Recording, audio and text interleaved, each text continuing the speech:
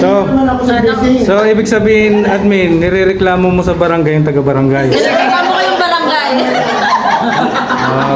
Direkta ka na kay Gap. Yung bahay mo doon, malaki, may maganda doon bahay yan. Oh, siya yun. Kaya... Sino ba talaga nirereklamo mo? Lahat kami? Lahat kayo. Sorry na. Damay-damay na to.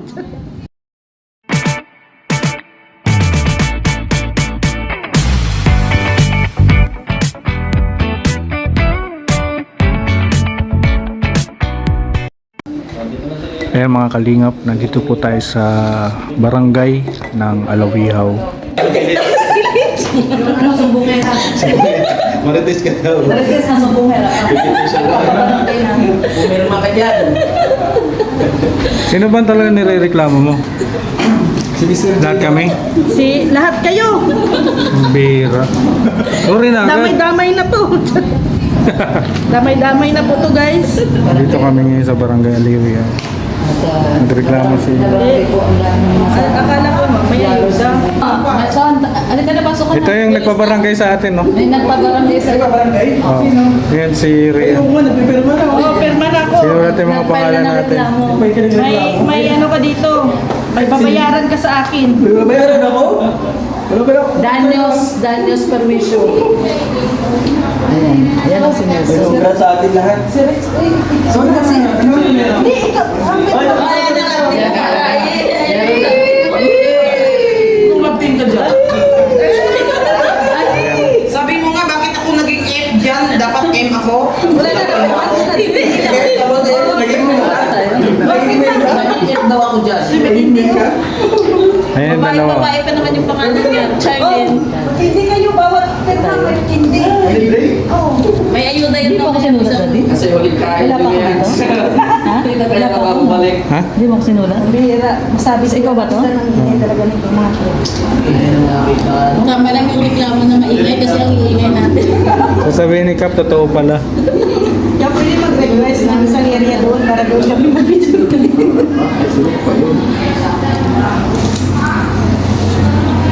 Ito yung mga pinabarangay na mga nakangiti pa. Yung iba, Hindi po, ano to? kasi mga... Pinarangay po namin ang isa't isa. May mga hinaing ng bawat isa. Dalawang kopya? Sila to pero paano? Ayun. Hindi na ano mo talaga ako sa temptasyon. Pinapainom ako eh. Gusto mo iinuman ako noon pag remix ko lang. Hindi yung gawin ko ano ko na Chaser? Pag chaser lang? Ha? Okay lang dito, medyo mainit tayo. Ay, si Okay Cap. lang po. Oo, Nelson! Nelson! Ano sa mga pan? Kuya, Ikaw na lang ang kulang dito sa barangay. Nireklamo ka namin. Nireklamo ka namin dito. Kayo na. Ikaw. Kasi pag pumatok ko sa pangalawang, sa second floor, nakita-kita tayo lahat. Sabi mo, ikaw pa naman yung may second floor na bahay. Oh, lahat ng may second floor, priority. dito tayo. Sige po. Ayun na. Ayan si Cap, ayan si Cap po. Hoy, Agol, pumunta ka dito. Okay, magandang umaga po sa ating lahat. Sa kabarangay ko. Dito sa Purpuno po. Sa ngayong araw lang po ito, nakaisipin tayo para isa-isang dialogue or isa-isang ang tawag ko dito, consultation regarding sa pagpa-concreting. Ano po, napakaswerte natin at meron tayong nakalaang papadating. Papadating pa lang po yan. At least, ang kagandahan may papadating. May chance. Ay, isa po sa requirements para sa isang proyektong pag-gobyerno ay yung tinatawag na public consultation. Kasi baka may maapektuhan o baka may reklamo. So prior niyan, ang consultation at kayo po yung recipient niyan. Okay. Ano po? Actually, ang ano sana yan doon sa yung ang una talaga naka-program sana yan doon sa yung gagagawa lang ngayon, yung ongoing. At napakaswerte natin at may ganitong pagkakataon. So, ulit, magandang umaga. Bibigay ko kayo sa taga-planning, ang ating engineer, batang-bata, gwapo. Ayun, no? Gwapo talaga. Wala na matanda na ako. Gwapo talaga. Hindi yung mga planning ko mga tao. Kala ayaw mo project yan sa inyo. And, about din sa pagtayo ko ng village, tayo na kayo. Ako pa, ako ay may lupa dyan na tayo na nilang bahay dyan. Yun. Kapit ba natin si Kap? Sabi ba, meron akong lupa dyan, ha? Ang sorry, hindi ko alam ang black, basta nasa harapan lang. Kapit bahay pala natin si Kap. Alam mo naman, sa akin yung paalam, alam mo naman, doon ako sa tago. Dapat sa unahan. Wala akong unahan, so nasa unahan pa ako. So, engineer. Yun, no? Si engineer. Engineer. Morning po. Ako po si Jeffrey De Leon po. Kasama ko si Ma'am Princess Dimas from DPWH Sub-District Engineering Office, Planning and Design Section. So kami po is from Environmental, Social and Right of Way Unit. So kami po yung gumagawa, nagkakandak ng mga consultation meetings every time na may project po si DPWH sa isang lugar. So ang purpose po, bakit kami nagkakandak ng consultation, nabanggit ni Kap. Una po, para ma-inform si barangay at yung mga residente natin na magkakaroon ng project si DPWH. Pangalawa po, ginagawa namin ito during planning stage. Sa ganun po, makuha natin yung mga feedback and mga comments, mga recommendations and other concerns po ng mga locals natin. Nang sa ganun, makonsider po natin habang ginagawa yung planning or yung plano ng project natin. So ngayon po, dito kami para i-discuss po, actually dalawang projects po ito. Isa po is, pareho po silang roads, ano po. Yung isa po is rehabilitation and yung isa po is concreting. So ito po is lumabas dun sa unang lista ng projects natin for 2027. Yun po yung tinatawag na National Expenditure Program or yung NEP. So last August 11, lumabas na po yung NEP and kasama po yung dalawang projects na ito sa mga listahan ng projects po na lumabas. So ano po mangyayari after NEP? Ang bali after NEP, kapag lumabas na po yung NEP at may mga listahan na tayo ng projects, ang sunod po is deliberation po sa Congress ng mga projects. And kapag na-approve po ng Congress, doon na po siya magiging HGAB. And after po noon, tataas sa Senate, magkakaroon tayo ng TICAM. And then kapag na-approve na po, for signature po ni President natin, yun na po yung tinatawag natin ng General Appropriations Act or GAA. So ngayon po sa NEP, bali, hindi pa po sure na talagang andyan yung project. Pero as early as now, nag-start na po kami ng process, gumagawa ng plano, ng programs and consultation meetings. And then kapag napirmahan po ni President yung General Appropriations Act natin, that's the time na sigurado na po andyan na po yung pondo ng project. So ang GAA po is usually lumalabas late December ngayong 2026 or early January ng 2027. Meron pa man, maganda po na dito pa lang sa NEP is lumabas na po itong mga projects natin, road projects natin dito sa Barangay Alawihaw. So bali, unahin po natin is yung isang project natin, Concreting o Barangay Road, Purok Puno, Barangay Alawihaw, Daet, Camarines Norte. So ito po, nakaspecify po sa title natin na Purok Puno, Barangay Alawihaw. So kami po is hindi namin pwedeng ilipat dito sa ibang purok, sa ibang barangay, kundi dito lang po sa Purok Puno, Alawihaw. So nabanggit po ni Kap na ang una po na target namin na location is yung dun sa yung kalsada sa may Purok Puno, starting from Nia Road and papasok. Pero may ongoing na po ngayon and patapos na po ata by LGU. So ngayon po, ang ano namin, buti po at nakapag-coordinate agad sa amin si Kap na may na-propose po agad siyang ibang site na pwede nating paglipatan ng project. So yung budget po or yung cost po ng project natin for that specific project is 9.850 million. So 9,850,000. So bali yan po is hindi pa nasa-survey, bali naka-schedule pa lang po ang survey namin sa mga susunod na araw. So maganda po na ngayon pa lang dito sa consultation, yung mga concerns po ninyo is maibigay na sa amin. And yan naman po is nakanote sa aming minutes na sa ganun pagbalik namin sa office, may relay po namin dun sa platter dun sa gagawa ng plano ng project. So bali, since ito po ay concreting, ibig sabihin po gagawa tayo ng kalsada. So typical po namin na width for concrete road is 5 meters po. 2.5, 2.5.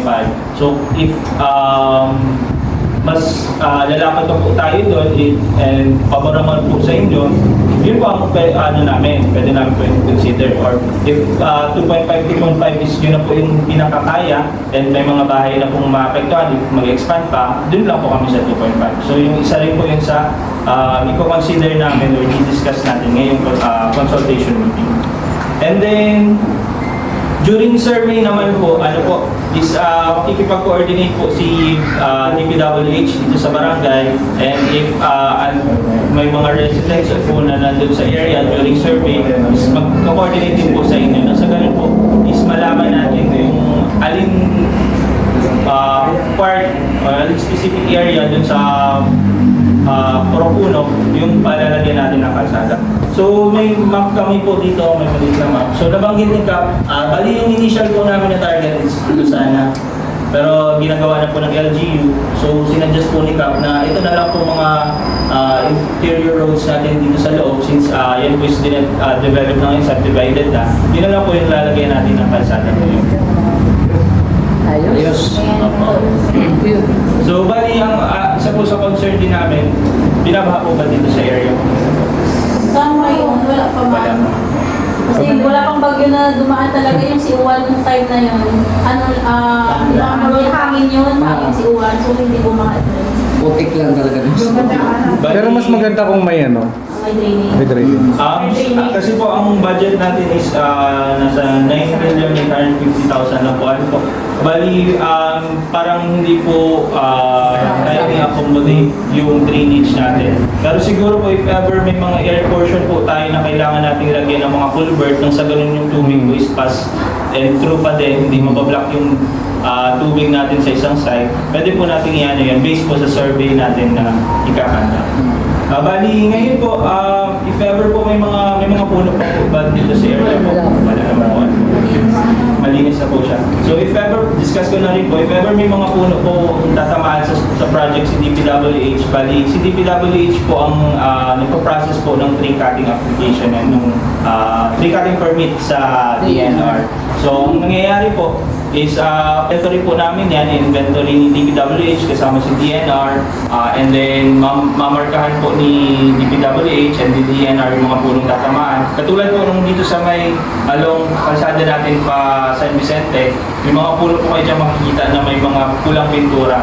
Ibig sabihin po, tatamaan po yun ng project. So si DPWH pa mag-a-apply ng permit, and then pagdating po sa pagputol, si contractor po, and then turnover po namin sa DNR. So si barangay or si yung mga residente gusto i-request yung punong na naputol, pwede po nilang i-request kay DNR. And then, katulad po ng ibang mga projects natin, meron po tayong tinatawag na community-based employment program. Ano po? So, during implementation, 30% po ng labor force nung kailanganin para dun sa project is manggagaling po dito sa Barangay Alawihaw. So, yung mga gusto pong mag-apply as laborers, mga workers, pwede po magpa-lista kay barangay, and then kapag nagkaroon po ng pre-construction meeting, kasi magkakaroon po ng pre-construction meeting. So, before po mag-start yung implementation, may pre-construction meeting kasama na si contractor and then yung project engineer na assigned from DPWH, pwede po nila ibigay yung lista kay contractor na sa ganun makonsider po yung mga tao gustong mag-apply po as laborers. So yung mga ano na po, ang mga unskilled, yung mga skilled workers po, mga engineers sa site na po yung contractor.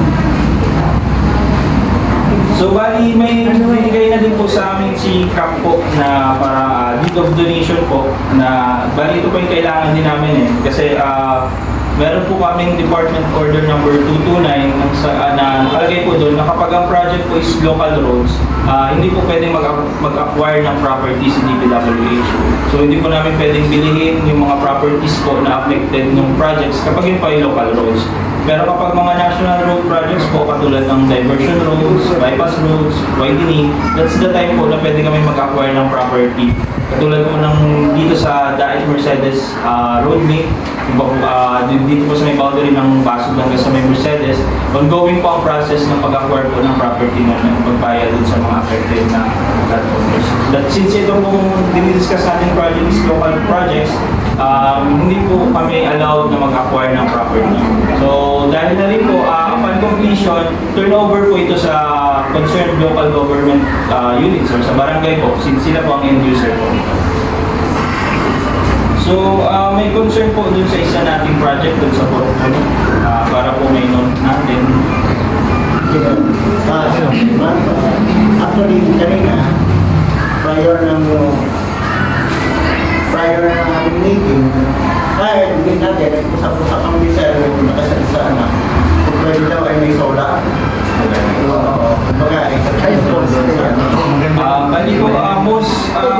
food projects naman po namin is may kasama pong solar lights po. Yung ano kaya ka? Yung tubig ka? Yung nawasa ba? Ay, ayan mo, ako naman yan. Mamaya tayo. Yes. Sabi ko yan. Sir, Sir Engineer, kasama po ba yung tulay doon Tulay kasi doon. sa main road? So, wala. May ano po? Alam mo, May Maka